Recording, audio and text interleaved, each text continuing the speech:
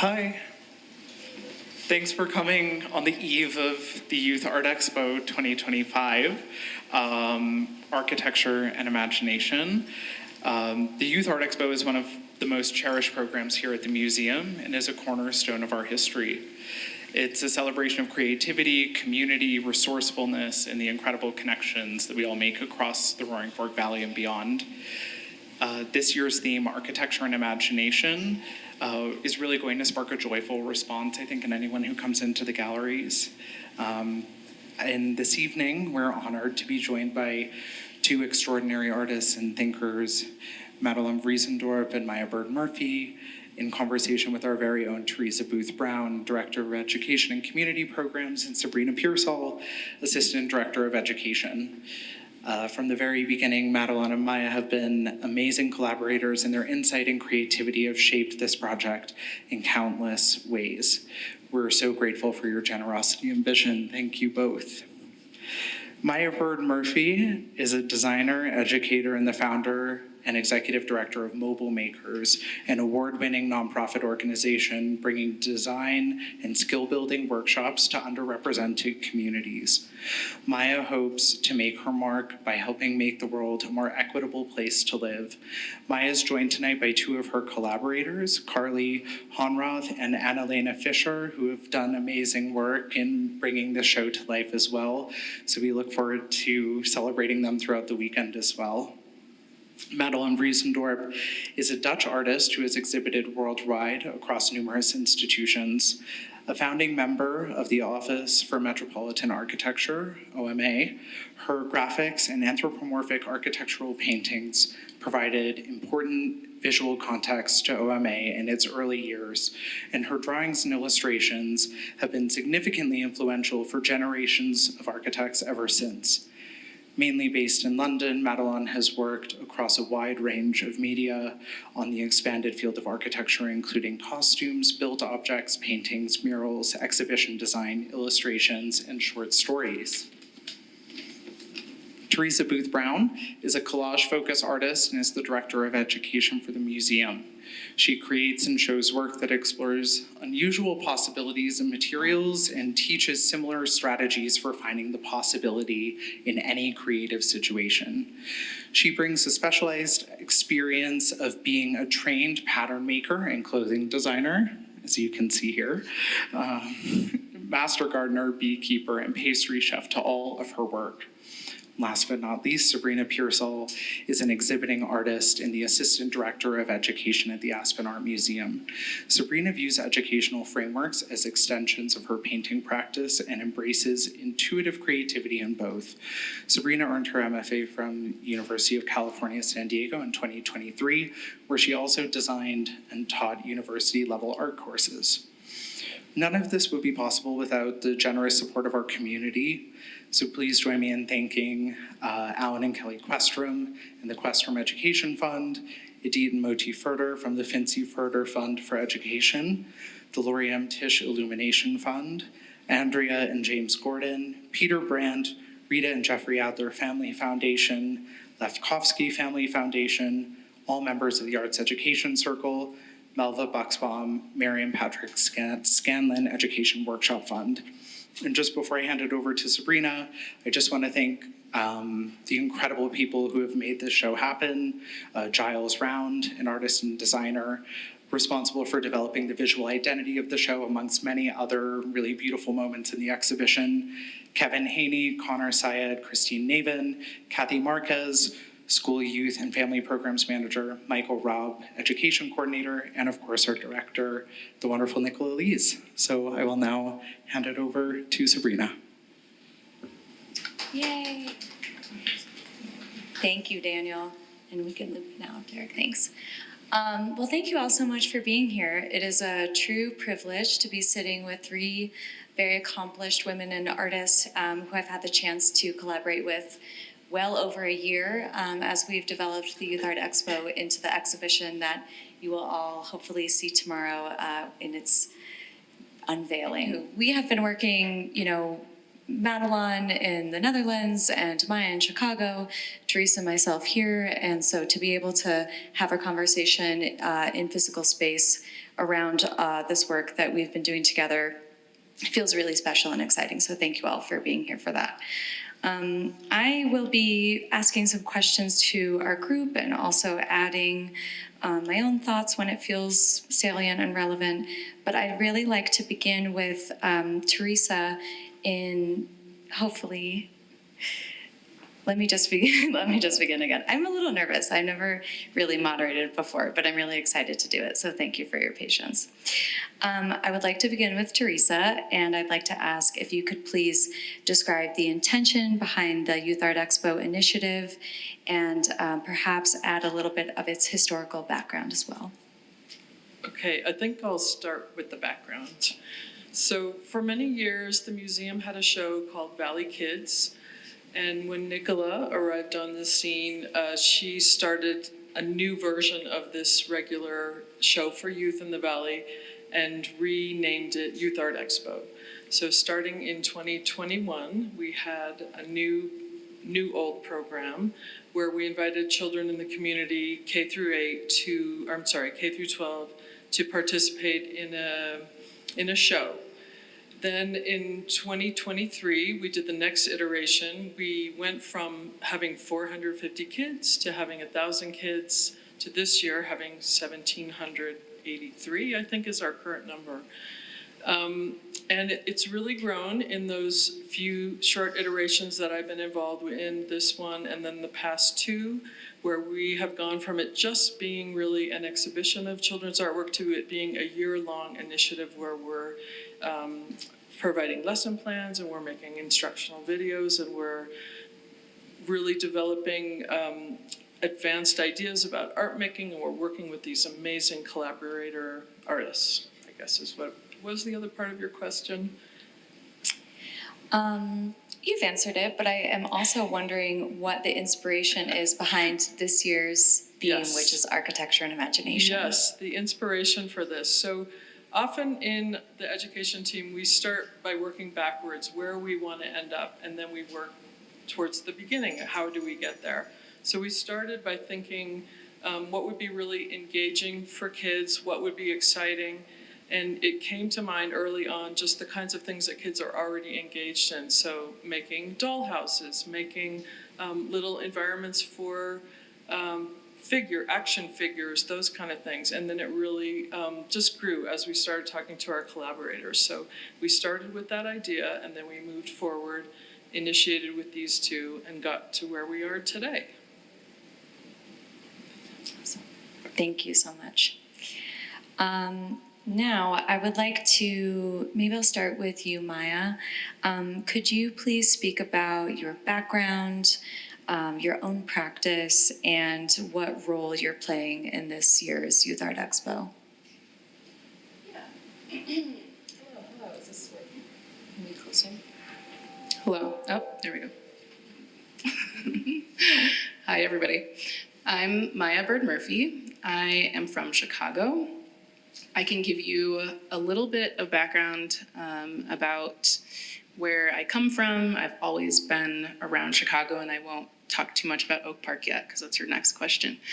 But I started my architecture career when I went to college, and so I did my undergrad in architecture and really loved the content, but then started to pick up on some cues that architecture was a little bit, the field was a little bit different than I was expecting. And so I was one of the only people of color in my class and graduated and then came back to Chicago and started practicing. And I worked at about five different firms, but then quickly got pretty disillusioned and really wanted to more directly address the issues of the built environment that I was seeing around me.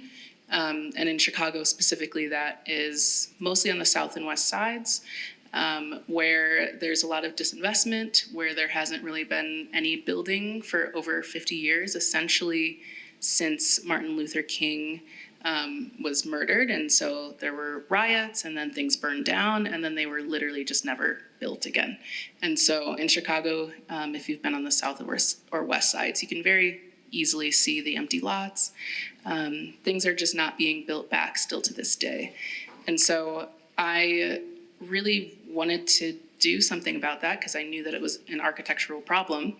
But then I was looking around and there just weren't that many architects actually trying to address it. And so I slowly started building mobile makers on the side while I was working full-time at architecture firms, and slowly made my way to a full-time position. And what we do is design and architecture programming for youth. And that's really how it started. And then now we've expanded. It's already been almost 8 years, which is really crazy to think about.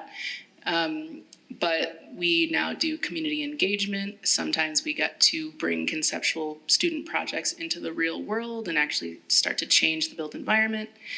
But everything really revolves around talking about space, talking about how space makes us feel, and then if our space isn't working for us, like what can we do to change it? And so that can be at the scale of your bedroom, that can be at the scale of a city. But having these conversations with youth is really, really important so that they can understand their agency and power, and really ask for what they want and need in their communities. That's amazing. And I'm also just wondering what your role has been in this. Oh, yes. So we got a really exciting email when Teresa emailed me.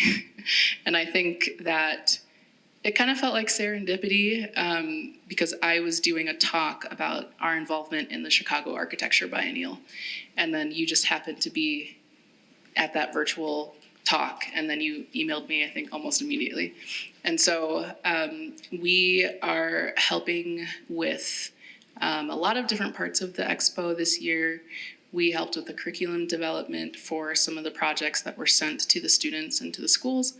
And then what's really, really exciting, which we'll talk about later, is the Gallery 3 takeover, where we actually, over 5 or 6 weeks, got to work with a group of teens, and they designed their dream third space, and then they got to see it realized in Gallery 3 without really any limitations, which is amazing. Awesome. Thank you, Maya. I don't know if my mic's on. I think you're muted. Is that how? Is it green? Maybe we just share. Okay, thank you. Go. You are right. Okay, and Madelon, the same question for you. If you could offer some information about your background, your own artistic and architectural practice or thoughts on that, and what the role you played in this year's Youth Art Expo has been.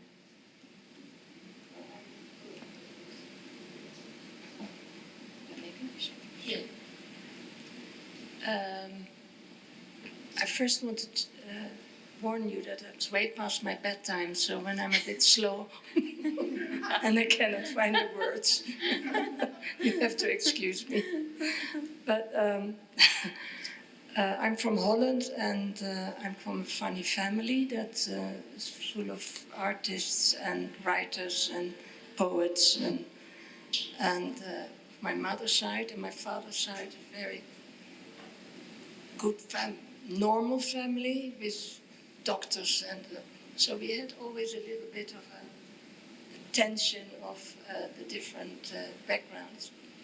But we were a big black sheep of the family, so we always sort of knew how to sort of be controversial and not minding, because we knew that was very important, and we always sort of had a family that laughter and imagination and controversy. Yes. Controversy. Depending on where you live. Yeah.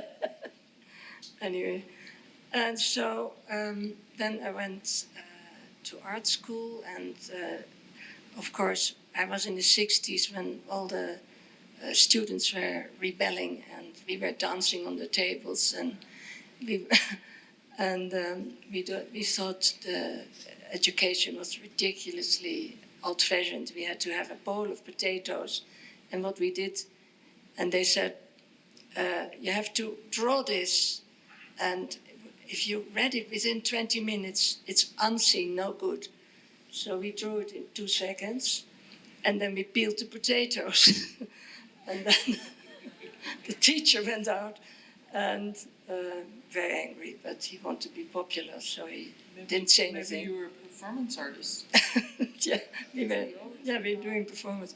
And then he came back, and we had made squares out of the potatoes. He went away again, very angry. And when he came back, it was all shredded. So we were all thrown out of the school, the whole class. And my mother was furious because she went to the school and said, it must be your fault, because she was always very good until she went to your class. And he said, okay, I'll take her back. And I said, no, I'm not coming back here. I'm going with my boyfriend to London. He's going to study architecture there. That's how I got involved in architecture. But it's not an involvement, but anyway. That is an incredible story. I love that. That's the first chapter. Just a bowl of potatoes is often what it feels like, metaphorically or in reality. Thank you so much. And would you also please add what your involvement and role has been in developing this year's Youth Art Expo? Well, then we went, of course, from London. I did book covers, and I went around London to get some work and illustrations. And so then he decided, he got a Harkness Fellowship, and we went to New York, and we were all going, New York, you know. Beautiful skyscrapers, you know, that was all in the 70s. Now that's to people my age, it's nothing they know about. But then we were so excited, and he started to write a book about it, and we were going everywhere to get magazines and any information we could get. And he was working in the institute, and we went to all these things, like we went into a tour of all the buildings, and they said, why do you go on the tour? That's only tourists. We were just thought we were stupid, you know, like, but we learned the most amazing, funny details for all those buildings. Anyway, so he started his book, Delirious New York, and then we had so much materials and postcards on skyscrapers, and I got very inspired, and I was doing paintings on Statue of Liberty and skyscrapers, and I put them in bed together and all kind of things, and I put the Statue of Liberty falling back on New York with all the skyscrapers coming up around her arms. And then Rem had an editor Rem had a very nice thing for his cover for his book, Delirious New York. And the editors went to Frankfurt, and in Frankfurt he saw that an Italian writer had made a book with my picture on it, of 2 skyscrapers in bed together. And an Italian, because we had sent the pictures to Italy for some kind of book, and they obviously gave it out to anyone. So he saw that people looked at this picture, and it was about skyscrapers as well. And he was called something Baroni or something, and he said, all these people were looking at this funny picture. You should put that picture in your book and stop it, you know. And so he stopped the publication of that thing. So, but I never knew that he just took another picture of mine for his book. I only found it out sort of like 5 years ago. Anyway, so that's why that picture is on that thing. It wasn't even, people always said, you made the thing for his book. No, it wasn't. I just made a whole series of paintings on skyscrapers, and then you found out that it had been used for the cover. Yeah. Interesting. Oh. and then when I found out, a student of Cooper Union or something, he told me, "Have you ever seen this book?" And that has your picture on it. And I said, "No." I immediately called up these publishers, and it turned out the guy had already died, so I couldn't even. I was going to ask enormous amount of money for it. It's too late. I do feel like I love hearing the backstory of those images because I feel like they have become really iconic and very attached to your person and your practice, and really place you on the spectrum between art and architecture, really centered in play and expansion. And I think that really drew us to you as a potential collaborator for Youth Art Expo, and so we're so happy that that sense of humor, that creativity has been imbued and embedded into the lesson plans that we developed together and disseminated throughout our community.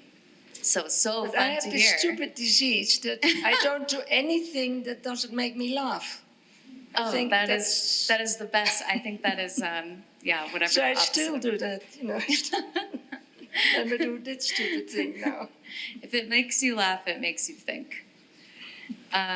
So moving on to our next question, maybe we could just briefly talk about, maybe Teresa, I'll start with you. Do you have any memories of becoming a creative person or kind of identifying that creativity in yourself and its importance in your existence kind of as a whole person? I hope so. When we were working on the install, Giles Round and I had a wonderful conversation about what our early inklings or understanding of architecture was. And I was talking to him about how when I was maybe an 8 or 9-year-old, I read a book about Japan, and I learned that Japanese rooms were based on the size of a tatami mat, which is basically 3 by 6 feet. So it's twice as long as it is wide. And so all the rooms had this, that was the design. So there could be a 2 tatami mat room or a 3 or so forth, and they only had these certain patterns. And I just thought that was so incredible. And for some reason, that little bit of information just started me on a path of being aware of rooms and who decided that it was a certain size, and who decided, what happened in this room. Anyway, thank you to Tommy Matt. That was one of my first awarenesses. And thank you, Giles, because we had an amazing conversation about tatami mats, which I still love. Yeah, me too. And I see you nodding, Maya. I'm curious to hear, how you arrived at the world of art and architecture. Yeah, so this one's really easy for me. I grew up in Oak Park, Illinois, and maybe some of you have visited or at least have heard of it, but it is home to more than 30 Frank Lloyd Wright buildings.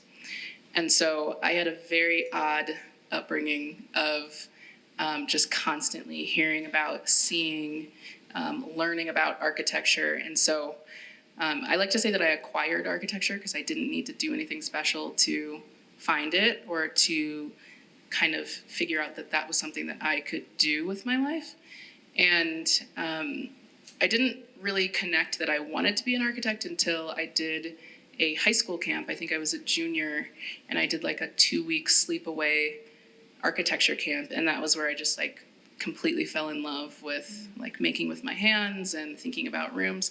Although I just said that I'm realizing that I also played a lot of Sims, so that is also part of how I found out that I really love to design things.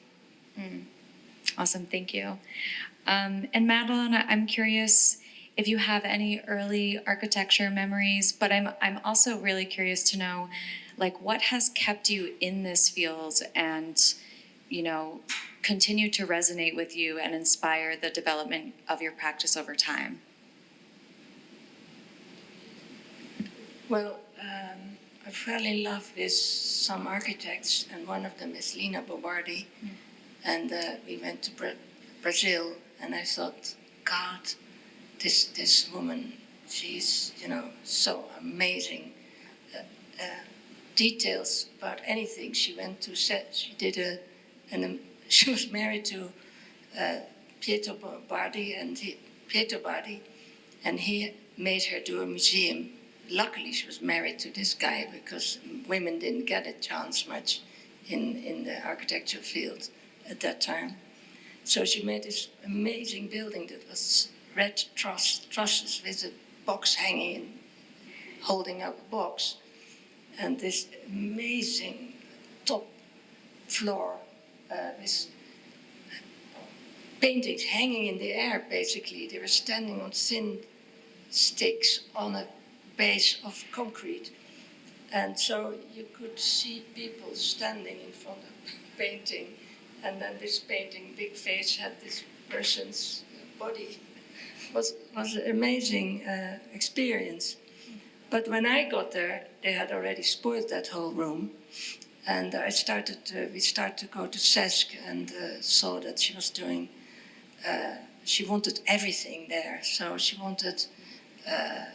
had made a library, and if you have a library and you're reading, you have to also develop your body, and she had then built an amazing gym. And she was an artist who everywhere was her art. So gym sort of floors, they always have all these sports on it, and she made paintings of those floors of every season. So every floor had a different coloring, but there were all these sports drawings for different sports. And she had a swimming pool, and she made an enormous, long, sort of, what is it called? Strip. Like a lap pool? No, outside there was this where people could lie in the sun was there, as if it was sort of like a beach, but all planks. And she made a beautiful stream, and that was a gallery. And these people have these children, they're so poor, they're in housing and they can't do their homework. So she made little pads for them to do homework.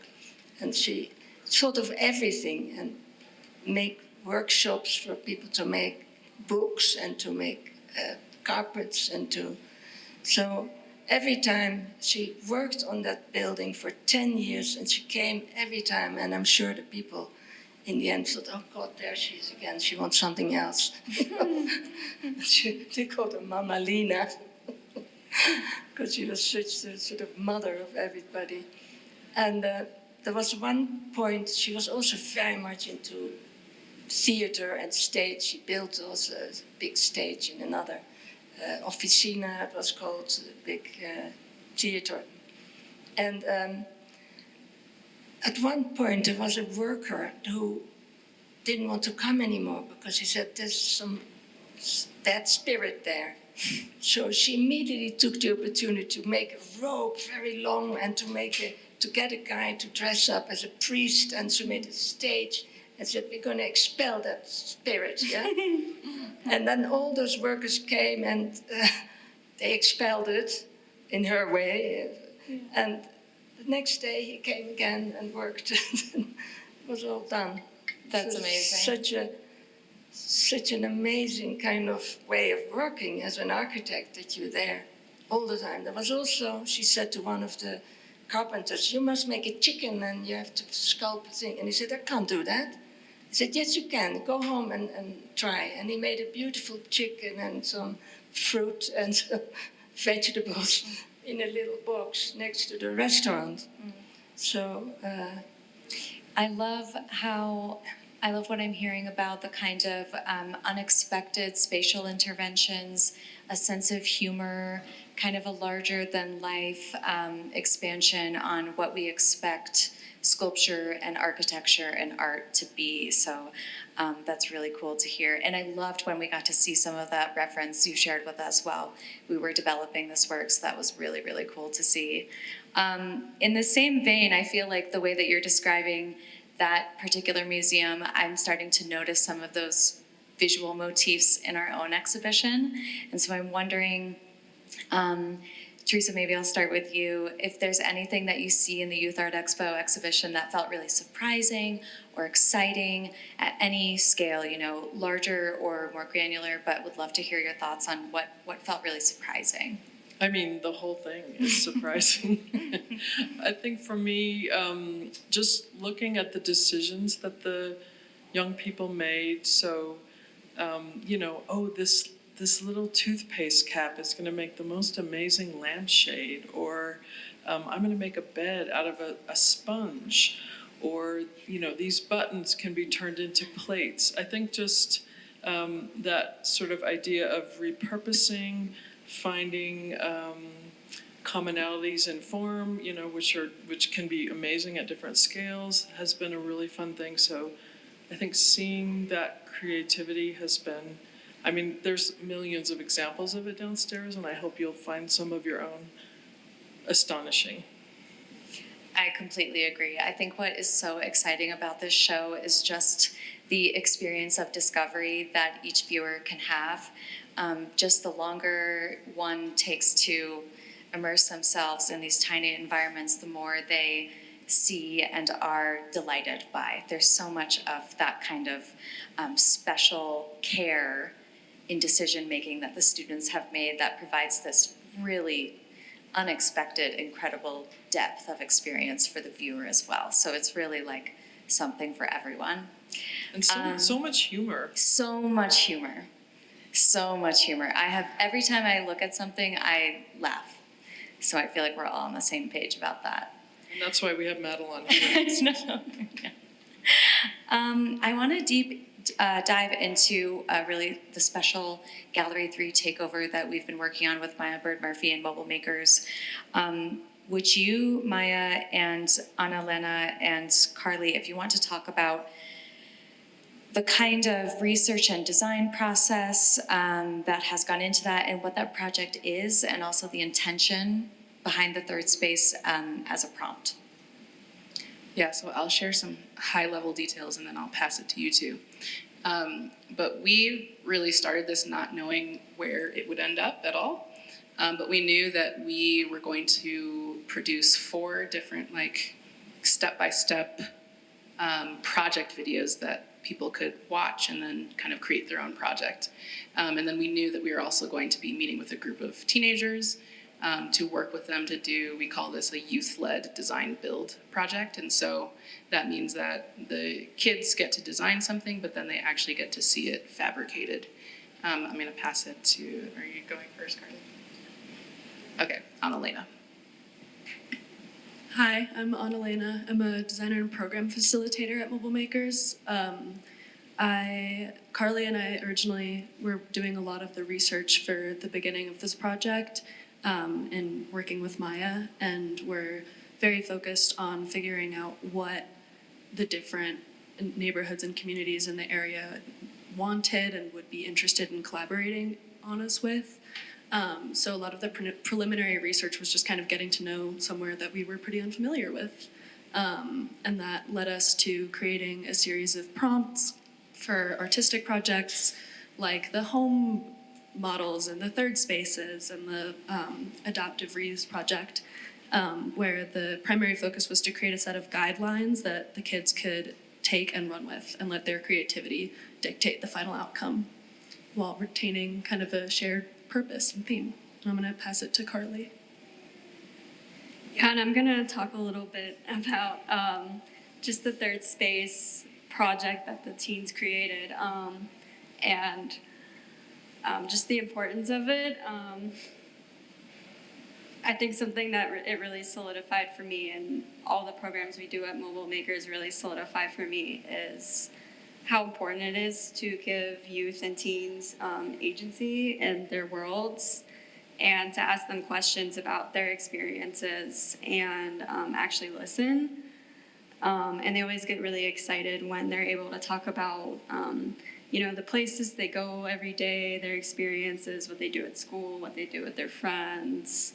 And then to ask them to, design something that represents that, whether it's a model about your home or a third space you go to or a way that you would like to see your community change. We always get some really amazing results and ideas from them. And I'm really always amazed by their creativity and just the result of what happens when you really take them seriously and maybe treat them in a way that they're not always treated by the world.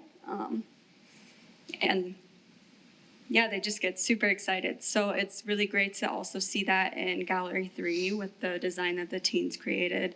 It's really amazing. And we sort of developed the curriculum to be pretty broad and just talk about third space and ask them about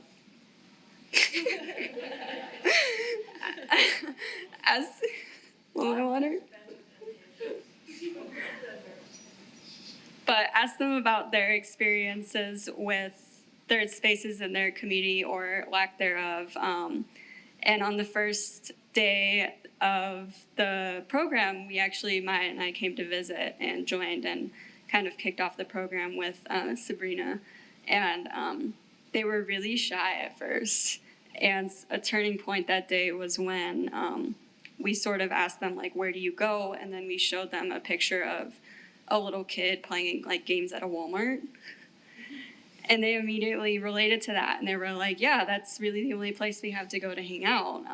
And that's, I think, when the wheels really started turning. So I think there's really something to say about like thinking about what they actually experience and what their worlds are like and taking that really seriously and then telling them like create something you want to see in your world or express how you feel about that.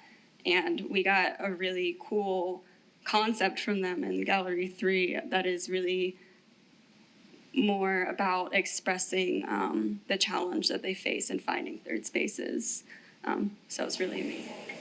Wanted to add to that, but I personally feel really impressed by what the students have come up with in collaboration with mobile makers, and we're so grateful to have had Maya and the team come 3 times actually to Aspen to work with our Dynamic Arts program, which is a cohort of high school age students who join us every week, coming all the way from Aspen to Glenwood Springs. So we have a really nice kind of developed cohort of students who are interested in diving deeper into their art practice. So that has been incredibly generative and really exciting. So we're so thrilled with how that's come out. So you'll have to let us know what you think of this interactive space that we've created in Gallery 3.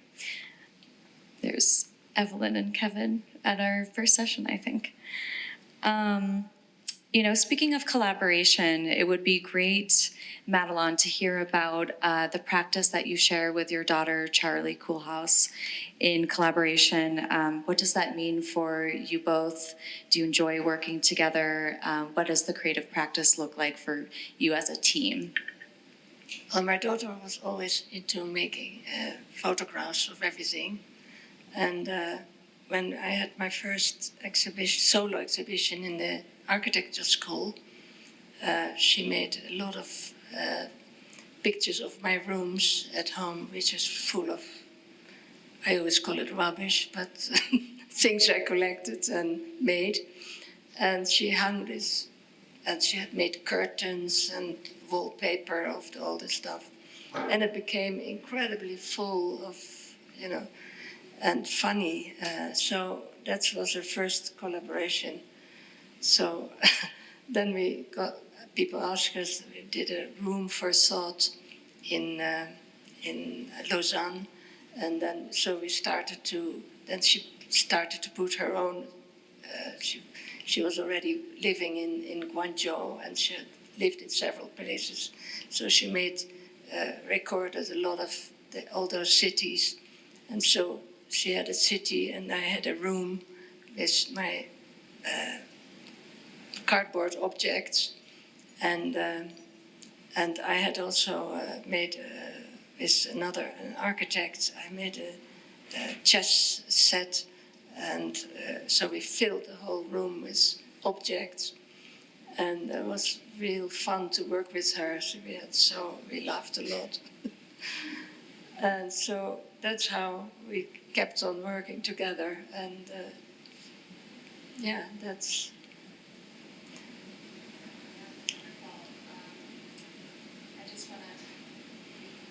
And we had always amazing reactions of children. So I had a lot of objects, and they could change those objects in different forms, and they could carry them around. And the children came, and the grown-ups did things like, yeah, put that here. But they never had the explanation. The children always made a story. And we realized children love stories, and they make them. And so this little boy put the man there, and then the dog there, and this had to be there too. And he had a whole explanation what he was doing. No grown-up did that. They just thought this would look nice, yeah?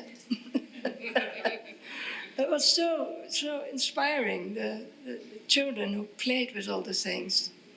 You know, I want to say that Madelon still has this in her home today. I was lucky enough to visit her at her home in London, and she has so many beautiful objects, which she calls rubbish, but it's really just amazing things just from all around the world. They're made, some made from rubbish, but I was so impressed by the fact that you had those lower shelves where the neighborhood children could come in and make something for themselves. And that was at the very beginning, and I thought, oh, this is incredible. As a child, I would love this. But she has, you know, like little animals and little furniture and things, and they can make their own little arrangement, probably based on a story in your home, and it was so inspiring. I love that idea of the narrative building that children add to creativity. I hadn't thought about that before, and it's really exciting.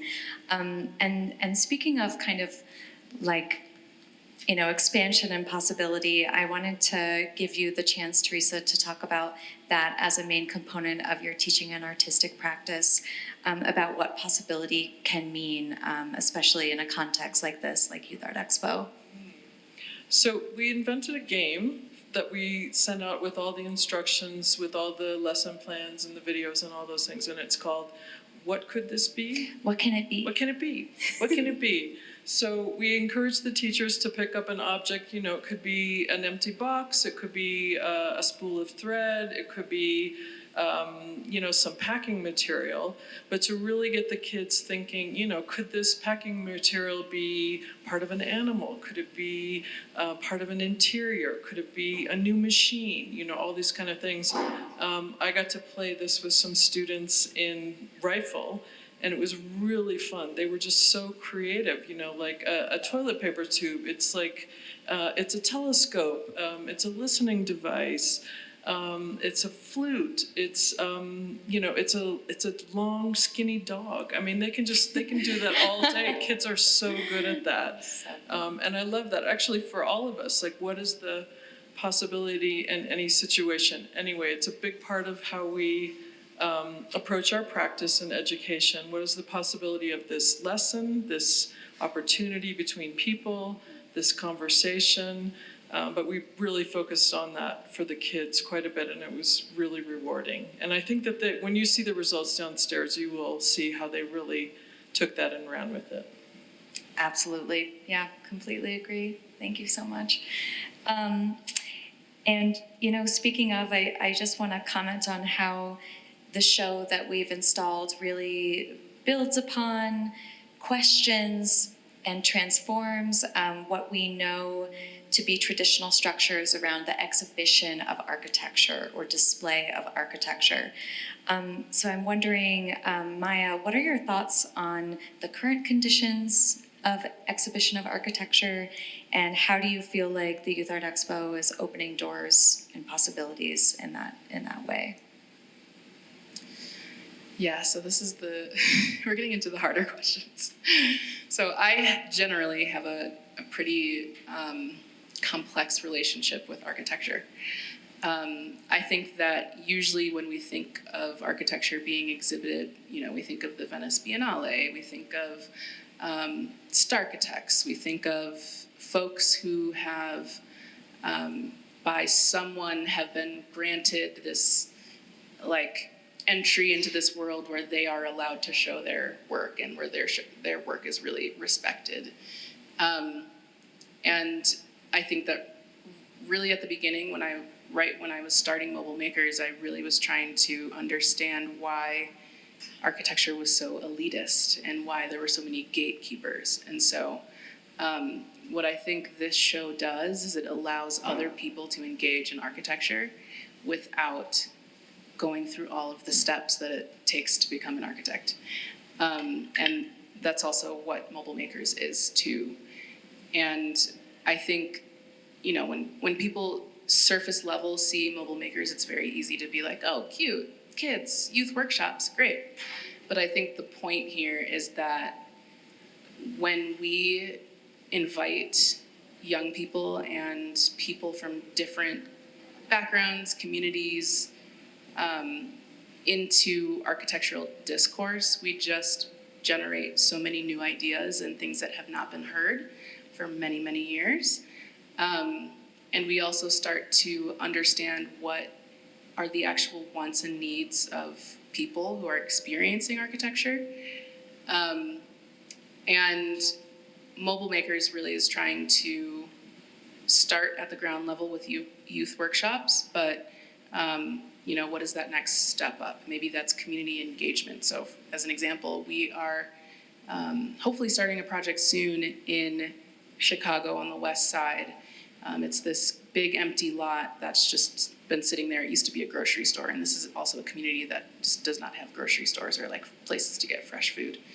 And we are going to be helping with the community engagement to actually get there's an actual building development happening that's going to be affordable housing, a grocery store, some retail, a public plaza, just things that like do not exist in this community at this point. And so we are starting to bring community members into the conversation of architecture and to try to actually make space better. So I think there's kind of a grand evil plan here with Mobile Makers, and it goes so much farther than just youth programming. Awesome.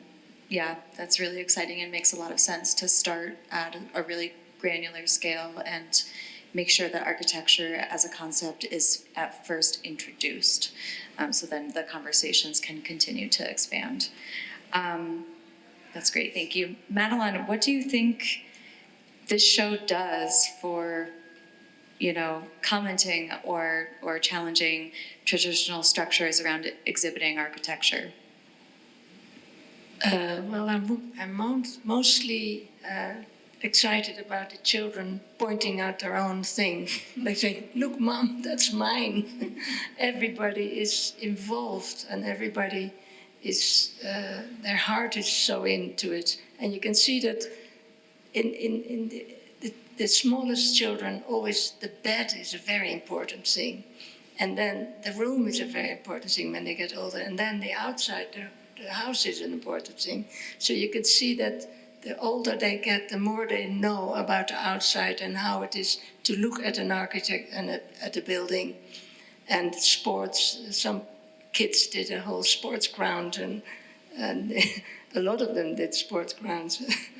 And so you can see how their involvement in the society and in where they live is, you know, and what is important to them. Very, very funny. I mean, I think that's a perfect segue into my next question. Teresa, I'll begin with you. What do you think artists, designers, architects, adults at large can learn from children, especially in environments and contexts like this? So much. I mean, I think just even in a broader sense, creativity, options for making things with the simplest materials. We often just think of artists making, using fancy art materials from an art supply store. One idea that we really wanted to disseminate was that you can be creative and make something with, the recycling in your home, with the trash, with things that you find on the street even almost, just things that are just laying around. So we did provide some nice art materials, but mostly we're trying to get kids to realize that they can be creative just with almost nothing at home. So I think that's very important for all of us. But I think just the joy is an important lesson, the love that they put into their projects, the thinking, the kindness that they have for themselves and for their friends, for animals, for the earth, for all the spaces that they put so much love into. I think that's, for me, that's the lesson. Yeah, that's beautiful. I Please, just yeah. wanted to add that I always stress the importance of doing things with your hands. And this is so important that children from very young on start to do things with the hands, because I'm always afraid that there's people who just start to press buttons and some wonderful things happening. The thinking between hands and brain is incredibly important. From very young on, they have to learn to use their hands, and the hands sometimes inform the brain. It's not the other way around always. That's what we say often. Think with your hands. Yeah. Think with your hands. Maya, any additions to those awesome comments? Okay. Yeah, period, yeah. This will be fun. Describe a favorite work from the show, if you could. There are a lot of good ones. What do you think? I love that. What is comfortable? What do you call this chair? Comfortable chair? What do you call it? It's like an easy chair. We call it It's easy an easy chair with an angry egg on it. That's brilliant. Some things are incredibly minimalist, and some things are so crowded with things. It's beautiful how different everybody, their thinking is. And if you want to see the angry egg on the easy chair, it's just right below us as we walk down the stairs on the wall, just right where the opening is in the stairs. And it's a beautiful sauna as well. Yeah, great song. Completely yellow lollipop, sticks. Popsicle sticks, popsicle stick sauna, also right downstairs in our miniature furniture section. How about you, Maya? Do you have a favorite? Well, I feel like I have to describe Gallery 3. And I won't do any real spoilers, but the teens got to really do whatever they wanted in this gallery, which is really amazing. But I think that they started with like wanting to troll the adults, which I love. It was a great starting point. And so they were really thinking through, like their prompt was really design your dream third space. And we are very careful to not really suggest anything or lead them in any certain direction. And so we really had no clue where this was going to end up. But it's essentially a metaphor for how challenging it is to find third spaces for youth that are free, safe, accessible, close by. And so when you walk in, you will see lots of doors and a weird machine, as they are calling it. This is also called the lame space by them as well. And so there's this kind of this weird space, and you're not really sure what you're supposed to do in there. None of the doors really work. But then finally you find the door that does work, and then you are suddenly like entered into this completely different world. It's very dark. There are aspen trees. You kind of have to meander around in the dark.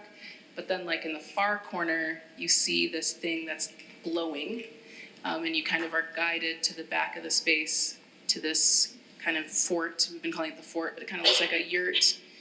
And then this is their third space. So they are essentially saying, this is how hard it is to find a third space for ourselves just to be. And they're kind of putting all of us in their shoes of how that feels and how that experience feels. And it's just like totally incredible. We could not have thought, like we could not have conjured this image that is downstairs. And so we're just super, super excited. And they're gonna be very excited to come and see it tomorrow.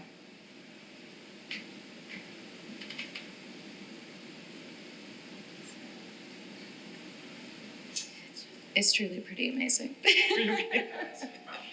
course. Is it okay if we jump in? Yeah, let's jump in with some questions. First of all, You'll project. congratulations to all of you guys. It shows such a triumph and a seeking here in Ho Chi Minh.